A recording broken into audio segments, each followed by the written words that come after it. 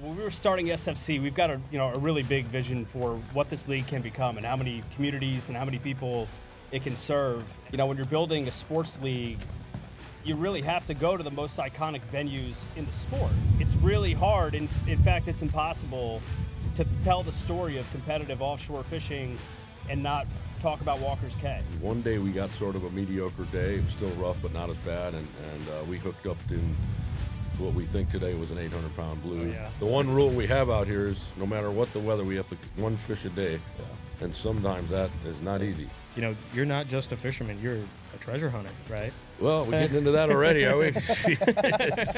I got a permit about 5 years ago now, and we were working a site on the western side of the Bahamas, and we're looking for a ship called the Nuestra Senora de las Maravillas. We found not the mother lode or main pile, but we found this amazing trail of artifacts, gold, silver, jewelry, emeralds, you can imagine it. So much that we opened a museum down in Lucaya. You've landed on the science of fishing, where passion meets precision. Before we dive in, we would like to thank Bloody Battery, Flush Master, and Black Reef Co. for sponsoring this episode. What's going on, everybody? Mark here with another episode of the Science of Fishing. We're in beautiful Walkers Cay here at the Walkers Cay Open, presented by the Sportfishing Championship. Today I'm joined by Mr. Carl Allen and Mr. Captain Ian Weber. What's going on? How y'all doing? Oh, okay, great to be here with you today, Mark. We're a little windy this afternoon, but it's still nice out here. Yeah, the wind's kicking our butt today. It's been beautiful the past couple days, right? Yeah, we've had such a good start to the tournament, and I don't know when it kick up this afternoon. Yeah, this afternoon, early afternoon, kind of picked up, and it's just been getting a little windier and windier. Yep. So you two have had a long relationship, right? From back in the day, you used to be on his dad's boat, right? Yeah, I made it on the WAGs there for a good while and met Mr. A probably over 10, 12 years ago. Long time. He was a first mate to a guy named Buck Marlowe. Okay. He's sort of famous there in Stewart, and he worked for my stepfather, Mr. Walgreen, for many years, and Ian was with him, and when I started getting into my own fleet, I hired Ian originally to drive the 52 Viking. Had that for a couple of years, and we upgraded to a 68. Had that for a couple of years, and we currently got an 80 Viking, enclosed bridge, my first enclosed bridge, and I think that's as big as he's going to let me go with this one. Yeah. Well, that's a fleet. That's nuts. That's awesome. And so you've been through that the whole way, Captain Ian, right? Yeah, I've been with them the whole time since he started the fleet. Like I said, when he bought the 52, he hired me, and we had that relationship previously. And the 52 is a great boat. We put a little Marlin watch on it, as Express. And in the first 2 years, we went from Stewart all the way to Maine, Bar Harbor, all the way down to Grenada in 2 years. Wow. So we did some serious travel, some serious fishing, and after that, we realized we wanted something a little bigger, a little more comfortable. The Caribbean with the trade winds gets pretty rough, so. Well, what you got to tell them, that 52, it's famous. It went all the way to Bar Harbor and all the way down, down to Grenada, and we were fishing. We got some local advice off of Mystique. In rough seas, it's always rough down there. Really? And one day we got sort of a mediocre day. It was still rough, but not as bad. And we hooked up in what we think today was an 800-pound blue, biggest one I ever caught. Oh my goodness. Touched the leader 100 times, got it to the boat. Almost thought about bringing it in, and then I looked at the size of the boat and the size of the fish, and I said, I don't know about this. And I felt good. We let it go, and got some great footage jumping. It was awesome, and we've been wanting to get back down there ever since. That's incredible. They've got some big fish down there, for sure. Oh, yeah. So, Mr. A, why Walkers Cay? What made you, I understand the history a little bit. It's been around in the sport fishing world for 50-plus years, right? Yes. And then it was kind of out of commission for a while until you and your wife, Miss Gigi, Mrs. Allen, right? Yes. Kind of tell me about why Walkers Cay and what your thoughts are there. Well, again, it goes back to my stepdad, Cork Walgreen. He married my mom when I was a fairly young age, and we grew up in Chicago, and he had a home in West Stewart there, Yacht and Country Club, and brought me down here in 1976. We rented a center console. We went out the inlet, St. Lucie Inlet. We took a ride down to the Kingfish Hole, and I've never been freshwater fishing since. But that same week, he had a buddy who had an old trawler, and he said, "Hey, you want to go to the Bahamas?" And I'm like, "Where's that?" And straight out. And the first sight, of seeing the Gulf Stream and coming over the banks and seeing all those colors, and then standing on the bridge with Cork, and I said, "Gee, what's that?" And he said, put his arm around me and said, "Son, that's Walkers Cay." And I was here in 1976 for the first time when it was blowing and going, and he never really liked to stay here. He wanted to go fishing south, and I'm always like, why would you ever want to leave this? Right. But Yeah. what was cool is on the way back, we'd always stop here, and he would ask me, he says, "Well, do you think your mom will get mad if we stay a few days?" And I go, and back then you didn't have any communication, so it's like, I don't know, let's try it, and so we had this unified front when we went back to the Stewart dock, and there's my mom standing there, "You're late," and it was always just wonderful out here. I've never missed a year since that, coming to the Bahamas. And it was owned by a family called the Applenaps, and they bought it in 1968. Really made this place famous for fishing. The Bertram had shootouts, the custom shootouts. Richard Nixon would come out here. And then Mr. Applenap passed away in 2002, and the storms hit in 2004, Janine and Francis. And it took this island pretty much out. And it took a lot of Stewart out, because both storms went right into St. Lucie Inlet. So it actually took out my parents' house. Oh my goodness. And in 18, exactly 50 years after the Applenaps bought it, to the month, we purchased it. The Applenaps did not want to sell it to a big corporation. They said no a few times, and when I went to them with my story, they started warming up, and we closed, and Mrs. Applenap, I had her on the phone, and she's passed away. That at the time she was 94. Wow. And she was so excited that it was a family buying it and bringing it back to what, not exactly it won't be, but it'll be a lot like it used to be in a modern day version of it. Right. So- So we're here now, and you're not just a fisherman; you're a treasure hunter, right? Well, we're getting into that already, are we? Well, I've heard a lot about Axis, and Yeah. you guys doing some incredible stuff, and you guys have a museum over in Freeport, and that's quite remarkable. I've never met a modern day treasure hunter in my life. Well, I'll tell you, we're sort of unicorns. It took me, 20 years to get this license and permit. I did it through now 2 prime ministers. It helps that you fall in love with the country first, that you buy an island, that you prove to the Bahamians that you're a good guy and get accepted here, and Yeah. you're not just some guy just using it and going home. We were a big help under Dorian, the pandemic out here. I've got a little island that kind of tucked under our wing when things get bad over there. We really help them out. And, Walkers is one of these places where we're 100 miles from nowhere here. And if Florida gets a cold, we get the flu out here. And it's just a whole different ball game. We get storms out here that rival hurricanes. Really? And so we've been fighting the world out here, but I've been told, one of the nicest marinas in the Bahamas right now. Before SFC, we had our biggest tournament, Walkers Invitational. Yep. A record there, and How many boats? we had 60 boats. Wow. Yeah, over 170 fish. I think there was 104 blues, bunch of whites, bunch of sails, and the man that caught the biggest fish, we did harvest one this year, 578. Oh my goodness. He was 81 years old. 81. Fought it for 4 hours. Saw me at the gantry here and just came me up, big hug, crying, tear in his eye, and then a few hours later I handed him a check for almost $300,000. Wow. That's nice. That was a pretty neat day. That is awesome. But yeah, treasure hunting. I grew up in Lake Michigan. I got certified in a quarry when I was 16 years old, and always loved scuba diving. And one year when I was 21, we went to Key West, and I met Mel Fisher and toured the museum, and I actually met him, and he gave me the disease, and I got a permit about 5 years ago now, and we're working a site on the western side of the Bahamas, and we're looking for a ship called the Nuestra Senora de las Maravillas.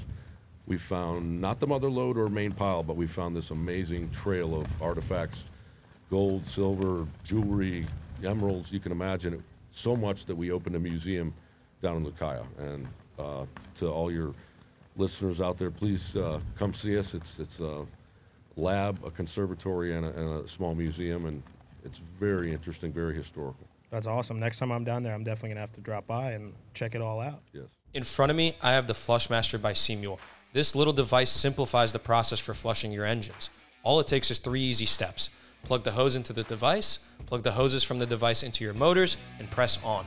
That's all it takes to preserve the longevity of your motors, ensuring 100% clean water is running through them. So if you want to preserve your motors, go to seamule.com and go pick up a Flushmaster. Captain Ian, have you been out there treasure hunting? I have, yeah. Mr. A, nice enough, and we're all lucky enough that he lets, you know, the whole fleet, everybody's got to be dive certified and get out there. One of my buddies, John, found what we call Johnny's Hole, which was almost 500 silver coins. When they found it, he found the first one. In the first afternoon, I picked up 45 silver coins, and I've got just under 70 coins under my belt that I've picked up. Tons of pottery, cannonballs, musket balls. Whoa. Yeah, been down there for full olive jars, pieces of gold. You know, it's incredible. You know, and everybody who, definitely people who come to Walkers, but everybody who lives their life of fishing or lives on the water has some kind of pirate and treasure in them, right? And they want to know and see that. So for us to be able to do that, it's real cool. And you know, I've got to put the gold chain on, the big one they found. I've got to hold the emeralds. You know, get to see the backstage kind of the museum there and see all that. So it's incredible. It's, you know, picking up a piece of history every time. So For sure. Very cool. That's awesome. But you're also a blue marlin hunter, right? Yeah, that's what I really like to do. You know, Not today.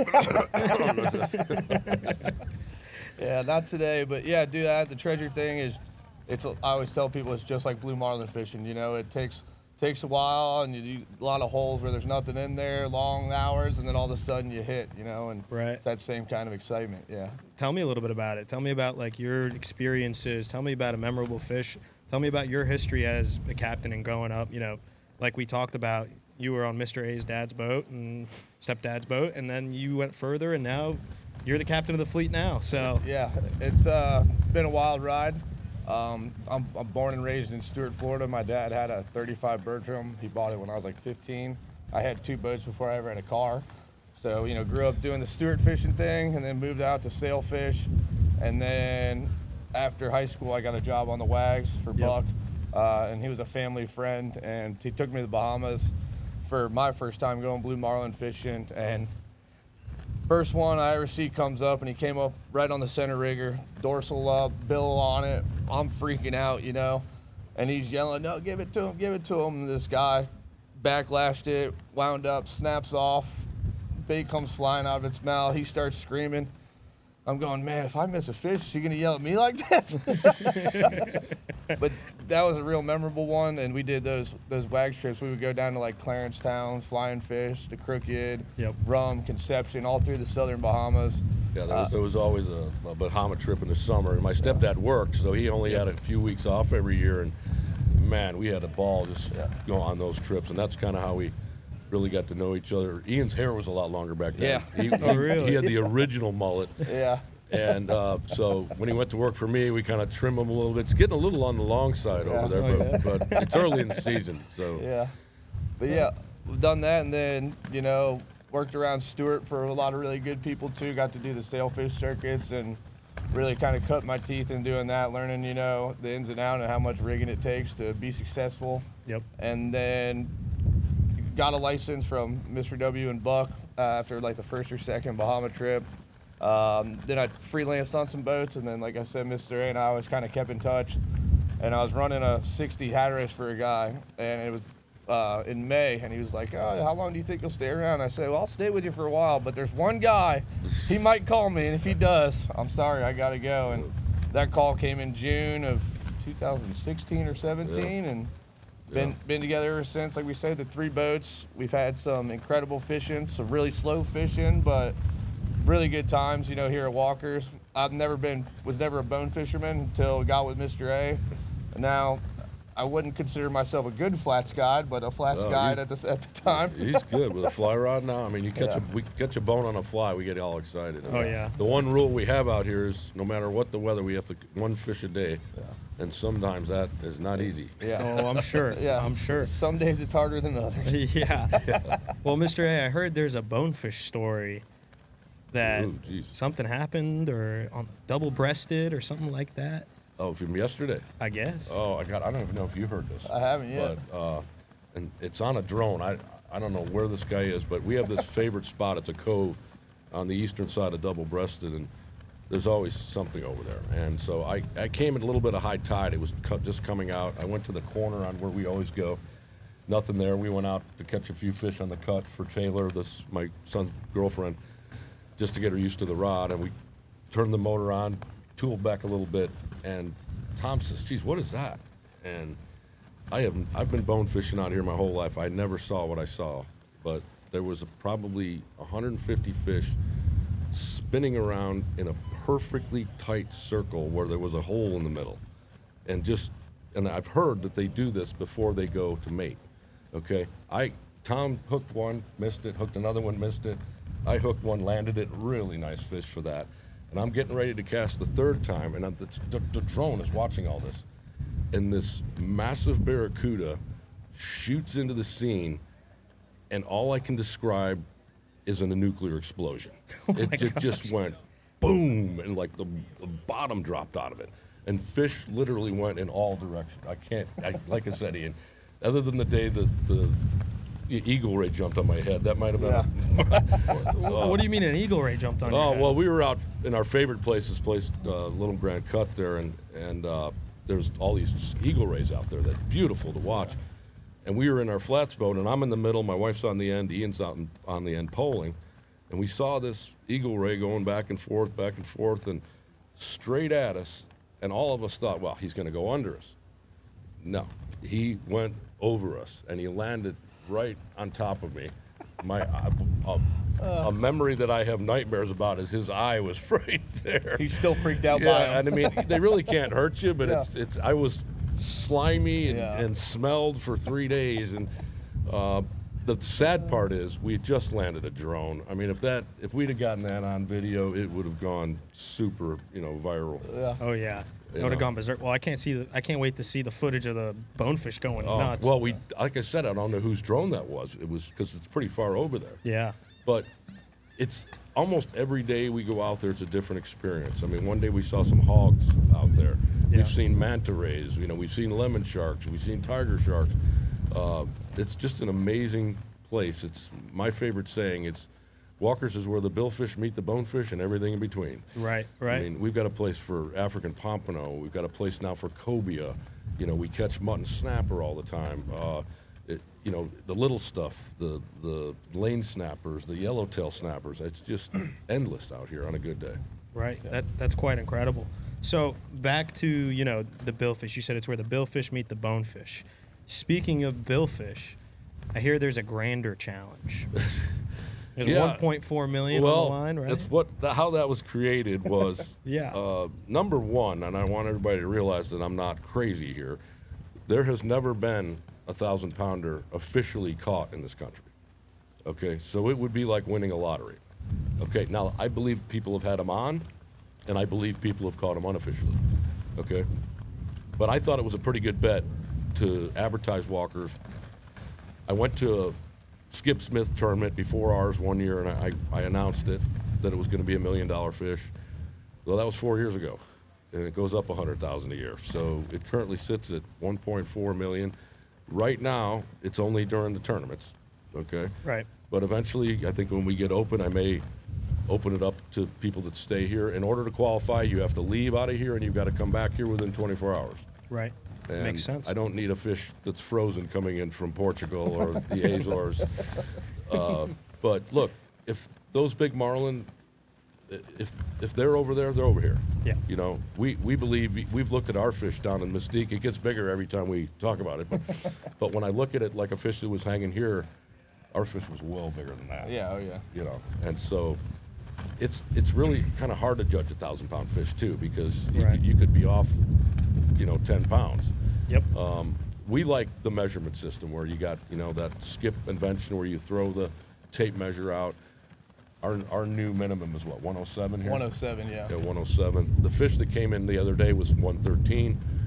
1,000-pound fish is going to probably be 140, 150. Something up there like that. Yeah, it'll be large. Yeah. That's quite incredible. So, Yeah. but yes, and it does get some cheers and some hollers, and I always get nervous when somebody says, they're bringing one in. Like, you know. Are you going to be out $1 million? So, but yeah, next year it'll be $1.5 million. You know. Wow. So it might be the first year I get a little insurance policy. Oh yeah, I think that would be a good idea, possibly. So, but it brings a little side excitement to it, and Oh, yeah.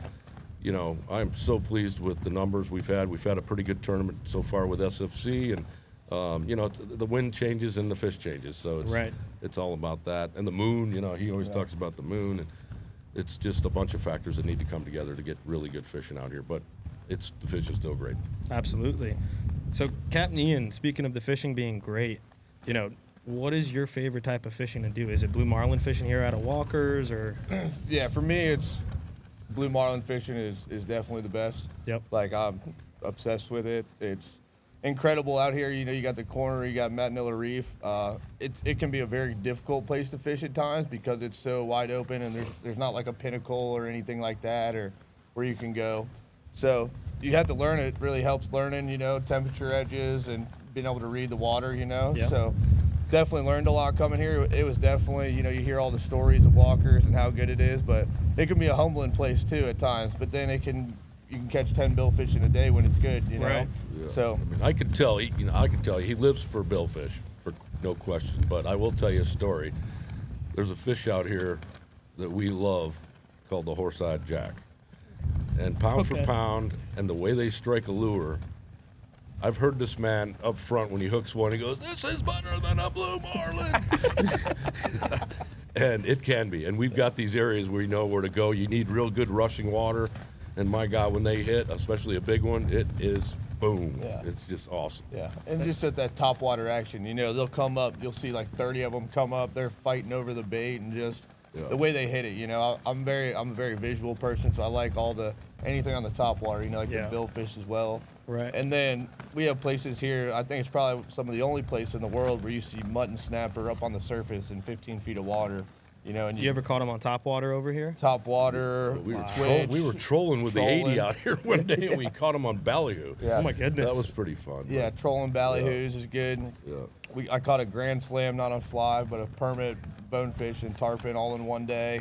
Yeah, I mean, one of the cool things we did, and we learned this from Flip Pallet, by the way, but if you take those chuggers out, going for those horse sides, if you take the hooks off it, you get them up, you pull that out, and Ian's got his fly rod, lay a fly down there after you pull that plug out of there, and we've done that a couple times. That bait and switch. Bait and switch, yeah, so exactly. Fun. I mean, yeah, it's a ball. You cannot get any. And we've done that with blue marlin with Flip. Yeah. You and I've caught a wahoo and a barracuda. Yeah. On fly. But Yeah. it's so fun to do it that way. You know, it's a really different way to, you know, you'll get an unhooked fish right to your transom.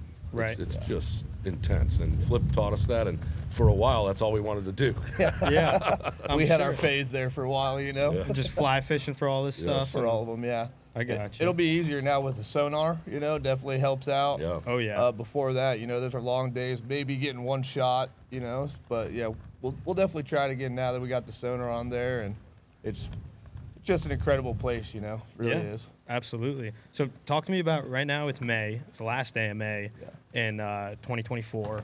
June's coming up. Talk to me about, you know, what are you looking for when you're out there, when you're going for those fish? You're looking for temp breaks, like you said, it's different than in a lot of different other places in the world. Yeah, a lot of temp breaks is what you're looking for. There's a lot of good bottom out there. There's some fingers that sit out there, you know, little kind of canyon deals. So there's a lot of that, a lot of, you know, finding bait, finding birds. We get an incredible yellowfin tuna bite out here. Yep. So a lot of that, you know, skippies and blackfins, but usually trying to get the good bottom and your edge to like line up two current edges, temp break like that. You know, a lot of times we'll get little eddies coming off the Gulf Stream that'll push onto Manila, which get really good, and then pushing, you know, you get eddies pushing down nice blue water in close. Right. You know, and then, you know, you can catch them inside, and then, or you could go out 3,000 feet and catch them. You know, so right now, I'd say the billfish really start get going in like April, May, June, all through the summer, and they kind of slow down in July. the winter of the wahoo fishing is incredible. Yep. Big ones come around in February. Then the tunas pretty much show up in March, mid-March. And last year we had some of our best tuna fishing last year, late into the year, into like August, almost into September. Yeah. You know, catching like 60, 80-pound yellowfins. Wow. Yeah, which was different than most years, but you know, they kind of come and go in cycles. You know, so still learning. You know. Yep. Still learning. So There you go. yeah, we're figuring it out. Mr. A, do you have a memorable story or, you know, a core memory for you down here fishing out of Walkers? Oh, I think, you know, there's so many, but, you know, I kind of answer that by fish. But, you know, I've caught a good marlin out here. I've had a whole bunch of friends, clients and stuff catch big ones out here. But I think one day, it was a summer, and we were trolling, and we caught an 87-pound wahoo in July. And everybody out here thinks, oh, there's no fish there in the summer. Oh, yeah? Well, just a week ago, we caught one that was 85, I think. Yeah. But one day, and it's neat when the tuna come, you can literally, almost every bird is going to be following a tuna. Yeah. But we had gotten a bunch of pilchers that we had netted, and we brought them out there, and we literally had this tuna coming right up to the transom, sitting in the middle of the school. You could have thrown a wrench in there and they would have hit it, you know? And so we were feeding them these fish, and then every now and then one would have a hook on it, and we were catching blackfin at the surface, and if you could get it down a little bit, there were the yellowfins underneath. Whoa. And I think the blue marlin were underneath that. So, The ecosystem yes, together. yeah, but it's you know, so incredible. You go out here and you get a different experience almost every time. Right. Yeah. I'm You know. sure. Captain Ian, you've had probably some insane experiences, right? Yeah, one of the big one is, you know, that big marlin down south. Here, we got his son Tom, his first and second white marlin yesterday, so that was cool. I'm real big in, obviously I think most people do as a captain, watching other people catch fish. Yep. My other mate John, who's on the Sweetums down there, he caught a 500-pound blue marlin on 20-pound test, and we got to it in 20 minutes, and it took him, then it sounded, and it took him 2.5 hours to get it back Oh, up. jeez. So, you know, that story there. But yeah, when Flip came out and taught us how to do the blue marlin on fly, and he gave us, you know, the whole spiel beforehand, and just the way he talks, you know, he's can illustrate things with words like no one else. And he explained it to us, and then we went out and did it with him, and it was exactly how he explained it. And both of us jaws were on the floor after it happened, you know, like to the T. Yeah. It went exactly like that. So just really cool experiences like that, seeing all the people, really seeing the marina here. I remember when we were on the 52, when it was the old marina. We were the only boat. We'd be sitting in here. We'd be the only people on the island on the 52 walking around. And now to see what it's become, you know, it's amazing. But I'm still looking for that grander myself. I told him I'd save him a little money. I'll just take a mill. I think There you go. captains get 20%, so that's Well, that's awesome. Well, we're here with the Sport Fishing Championship. I want to bring in someone, Commissioner Mark Neifeld, to come sit down with us and kind of talk about you and his relationship and why Walkers for the inaugural Walkers Cay Open. Hey, thanks for having me, Mark. Thanks, Captain Ian. I appreciate you. Thanks, Ian. Go study your marlin handbook, please. All right, y'all, we're here now with Commissioner Mark Neifeld of the Sport Fishing Championship. Welcome, Commissioner. Thank you. Great to be here, Mark. Great to see Mr. A. Yes, too, sir. Appreciate you guys being here. So, Mark, we're here at the Walkers Cay Open presented by the Sport Fishing Championship. And, you know, it's quite incredible to see what Mr. A has done with the island, what he's been able to accomplish with the marina and bringing boats out here. But why Walkers for SFC? Why did you choose here? Well, first of all, it's great to be on the podcast and hang out with you guys. Yeah. But honestly, you know, when we were starting SFC, we've got a really big vision for what this league can become and how many communities and how many people it can serve. And, you know, when you're building a sports league, you really have to go to the most iconic venues in the sport. And it's really hard. In fact, it's impossible to tell the story of competitive offshore fishing and not talk about Walkers Cay. I mean, and the first time, you know, Carl and I ever sat down and I met with him at his home, I told him I felt like it was the Augusta National of fishing. You know, it's just that iconic. And you can tell any angler, you just say Walkers. you know, and they know exactly what you're talking about. They know the stories, they know all the shootouts, all the tournaments, and I would argue that there are very, very few in saltwater fishing, very few venues that stand beside Walkers Cay. I mean, I would say maybe zero. So it's just an honor and just a pleasure to be here. We appreciate you having us, Mr. A. Yeah, hey, it's great to be here. But I think that's what he said to me, is that, you know, the Augusta National of, you know, this, and I was like, oh boy, he had me at hello there. And, so, you know, it's you know, quite a thing to think about for sure. So how did you two meet? How did that come together? Not that we're on a dating show or anything, but so there was an ad. We were at a blackjack table in Vegas. Oh, no. No, I think it even goes back to, look, you know, when you're trying to build something that is as large as what we have a vision for a sport fishing championship to be, who are those people you want to get involved with? And Carl, very early on, by the way, we're both Dallas Texans, so, you know, that's that probably helped foremost. a little bit, yeah. But you know, it's just, you got to go speak with Carl, you know, and when we first sat down, and it's been a couple of years ago, but I mean, I remember it like it was yesterday, you know, just sitting down and talking about, really, it felt like we just were sitting across from each other with the same shared vision.